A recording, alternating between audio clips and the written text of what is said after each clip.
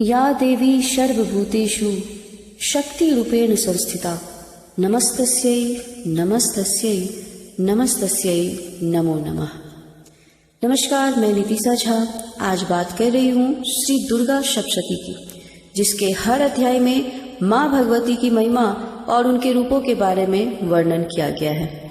आइए जानते हैं दुर्गा सप्तशती क्या है और उसके पाठ से हमें क्या लाभ प्राप्त होता है।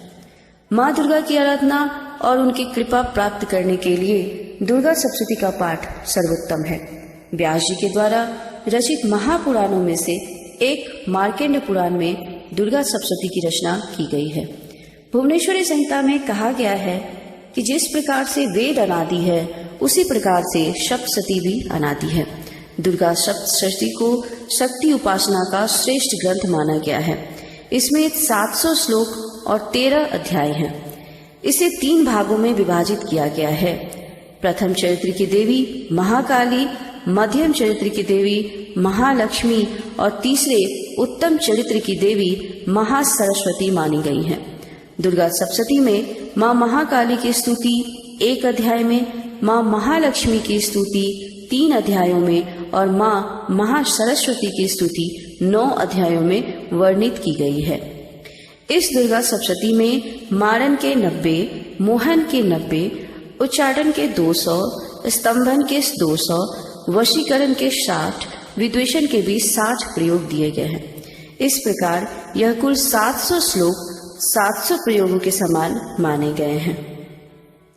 इस देवी महात्म्य के श्रवण के बाद राजा सूरत और समाधि वैश्य दोनों ने ही माँ आदि शक्ति की आराधना की। तत्पश्चात देवी की कृपा से राजा सूरत को उनका खोया राज्य और वैश्य को भी पूर्ण ज्ञान प्राप्त हुआ। उसी प्रकार जो व्यक्ति माँ भगवती की आराधना करते हैं उनकी सभी मनोकामनाओं की पूर्ति होती है। ऐसी मान्यता है कि दुर्गा सप्तशती के केवल 100 पाठ करने से सभी तरह की सिद्धियां प्राप्त होती हैं। भगवत पुराण में भी ये बात वर्णित है कि माँ जगदम्बा का अवतरण श्रेष्ठ मानवों की रक्षा के लिए हुआ है।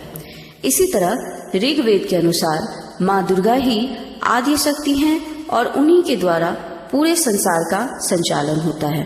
उनके अलावा इस जगत में कोई अविनाशी नहीं है। दुर्गा सप्तशती के 13वें अध्याय का अपना अलग अलग महत्व है। आइए उनके बारे में जानते हैं। पहले अध्याय में मेधा ऋषि का राजा सूरत और समाधि को भगवती की महिमा बताते हुए मधु कैटव प्रसंग है। इस अध्याय के पाठ से चिंताएं मिट जाती है, मानसिक शांति मिलती है और निराशा दूर हो जाती है। दूसरे अध्याय में देवताओं के तेज से देवी माँ का प्रादुर्भाव तथा महिषासुर की सेना का वध का उल्लेख किया गया है। इस अध्याय के पाठ से किसी भी तरह की शत्रु बाधा दूर हो जाती है और किसी भी प्रकार के मुकदमे झगड़े में विजय प्राप्त होती है। तीसरे अध्याय में सेनापतियों सहित महिषासुर के वध का वर्णन है। इस अध्याय के पाठ से शत्रुओं का नाश होता है। चौथे अध्याय में इंद्र आदि देवताओं के द्वारा देवी माँ की स्तुति की गई है और इस अध्याय का पाठ करना उनके लिए अच्छा है जो माता की भक्ति और साधना के द्वारा समाज का कल्याण करना चाहते हैं। इस अध्याय के पाठ से माँ जगदम्बे के दर्शन का भी सौभाग्य प्राप्त होता है। 5वें अध्याय में देवताओं के द्वारा देवी की स्तुति, चंड मुंड के मुख से अंबिका के रूप की प्रशंसा सुनकर शुंभ का उनके पास दूत को भेजना और फिर दूत का निराश होकर लौटना, इस पूरे प्रसंग की व्याख्या की गई है।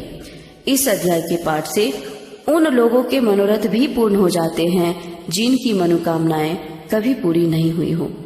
इस अध्याय का नियमित पाठ करना बहुत ही शुभ माना गया है। 6ठे अध्याय में धूम्रलोचन के वध का वर्णन है। इस अध्याय का पाठ करने से दुख, दारिद्र, भय आदि का नाश हो जाता है। 7वें अध्याय में चंड मुंड के वध का उल्लेख किया गया है और इस अध्याय के पाठ से मनोकामनाओं की पूर्ति होती है। 8वें अध्याय में रक्त बीज के वध का वर्णन है और इस अध्याय का पाठ वशीकरण एवं मित्रता करने के लिए विशेष रूप से किया जाता है। 9वें अध्याय में निशुंभ के वध का उल्लेख किया गया है और इस अध्याय का पाठ कामनाओं की पूर्ति के लिए, पुत्र की प्राप्ति के लिए तथा खोए हुए लोगों की तलाश के लिए किया जाता है। 10वें अध्याय में शुंभ के वध का वर्णन है। इस अध्याय का पाठ भी संतान प्राप्ति के लिए करना शुभ माना जाता है। इसके साथ ही संतान गलत रास्ते पर ना जाए, इसके लिए भी इस अध्याय का पाठ करना शुभ माना जाता है। 11वें अध्याय में देवताओं के द्वारा देवी की स्तुति और देवी के द्वारा देवताओं को वरदान प्रदान किया गया है। इस अध्याय के पाठ से व्यापार में सफलता मिलती है, सुख संपत्ति की प्राप्ति होती है। यदि कारोबार में हानि हो रही हो तो इस अध्याय का पाठ करना शुभ है। 12वें अध्याय में देवी चरित्र के पाठ के महात्म को बताया गया है। इस अध्याय का पाठ मान सम्मान तथा लाभ प्राप्ति के लिए किया जाता है। यदि आप पर कोई आरोप प्रत्यारोप करता है तो यह पाठ करना शुभ होता है। 13वें अध्याय में सूरत और वैश्य को देवी का वरदान प्राप्त होने का प्रसंग है और इस अध्याय का पाठ भक्ति मार्ग पर सफलता पाने के लिए किया जाता है। दुर्गा सप्तशती का पाठ शुभ की प्राप्ति, अनिष्ट का नाश एवं सुख समृद्धि प्राप्त करने के लिए किया जाता है। माँ दुर्गा की आराधना के लिए विशेष रूप से इसका पाठ किया जाता है। माता रानी आप सभी का कल्याण करे। उम्मीद करती हूँ दुर्गा सप्तशती के बारे में जानकर आपको जरूर अच्छा लगा होगा। जय माता दी।